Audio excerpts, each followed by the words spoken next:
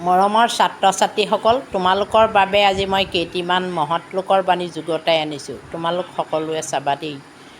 যি নিজক চিনি পায় তেওঁ ভগৱানকো চিনি পায়। APJ আব্দুল কালাম। সময়ৰ জোখ কামেৰেহে, ঘড়ী কাঁটাৰ কেইডালে নহয় নীলমণি ফুকন।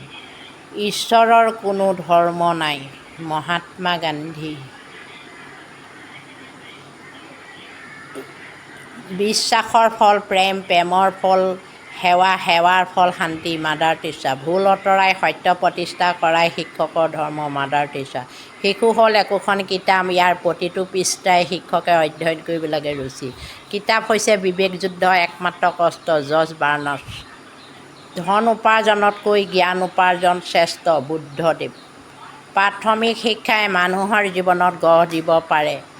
শিক্ষা অবিহনে জীৱন অৰ্থহীন। ধন্যবাদ।